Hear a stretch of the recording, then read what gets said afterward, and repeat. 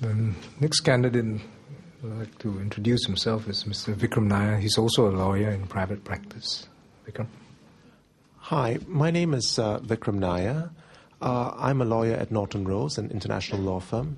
Now, my family has been in Singapore for about 3 generations, and I think since World War II, pretty much. And I guess over that course of time, we've seen Singapore go up and down and enjoyed our share of the prosperity. I started out in a neighborhood school, Bedok Primary School, but I guess, thanks to the education system here, I managed to get a good education, got a scholarship to go to university at Cambridge, and that opened many doors, which I'm grateful for. Like most young people of my generation, I tried a few jobs before, I think, finally finding my calling in law.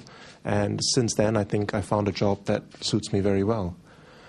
As a student, I used to enjoy debating, especially policy issues. So I guess, in about 2008, my work gave me a little bit more free time. And I decided I would, join the PAP to see what the party was like, how it operated. I think for me, the most interesting part is shortly after I joined the party, they suggested going for MPS sessions, and I attended MPS sessions at Chong Pang with Mr. Shanmugam. And for me, I think that was quite a defining moment. The first MPS session was actually very moving because, the type of problems people came to you with were, I think Edwin has gone through quite a number of them, were quite personal, quite, critical for them. Basic needs, they had difficulty meeting basic needs. They were struggling with broken families. So, in a sense, as soon as I started meeting these people, I suddenly realized that, any issues or problems I had in my own life were really quite trivial. And, there was actually a lot you could do for other people out there. And, I started going week after week. I grew to know the other volunteers a lot better. And I was really impressed by the whole setup there.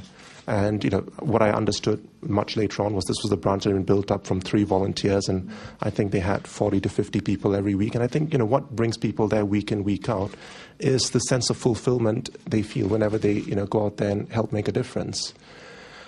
Slowly, I got more involved in the branch. I got involved in other parts of the community too.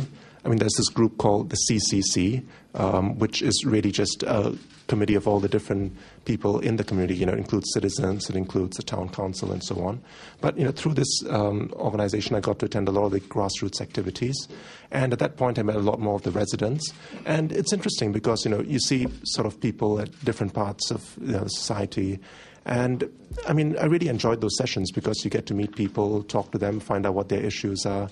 And you can actually take steps to deal with it. If someone complains about some issue they have, you can talk to the town council, the neighborhood police, or whoever's necessary to work on solving it.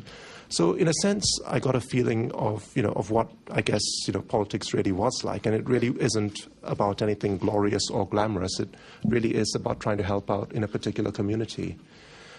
Shortly after that, I think in about February this year, I helped out in another ward as well, Admiralty, which is just sort of next door to Chong Pang.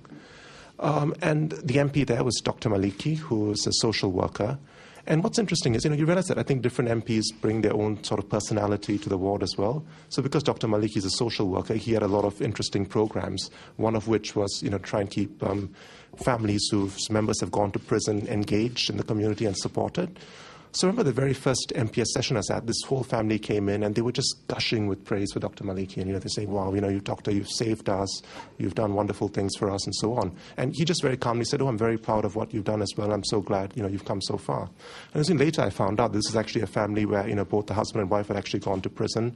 There was no one to take care of the children. He actually arranged for the family to be supported during that period, to keep the children in school. And, and then they came out, he helped them get jobs, and now they've pretty much stabilized themselves. And that's sort of a very personal difference you can make. And I guess it's sort of seeing, 2 very capable MPs in action that I found quite motivating as well, because you realize that there's actually a lot you can do if you set your mind to it. I think by and large, many of the other candidates here, I think what I appreciate about Singapore is that on the one hand, it gives opportunities to, most people. If you do well, you can get opportunities not just in Singapore, but, other parts of the world as well. You can compete almost anywhere you want to. But on the other hand, even if you're struggling, I think there is a pretty good net out there to try and catch you. It's a very personalized net. It's not a general one like, you find in many other places that, just gives welfare handouts. But there is a good safety mechanism there, I think, to help people get back up and most importantly, get independent. So that's really what I've appreciated about the grassroots experience. I'm still a little bit surprised and quite honored to be out here, but yeah, I mean, I look forward to serving in any way I can. Thank you.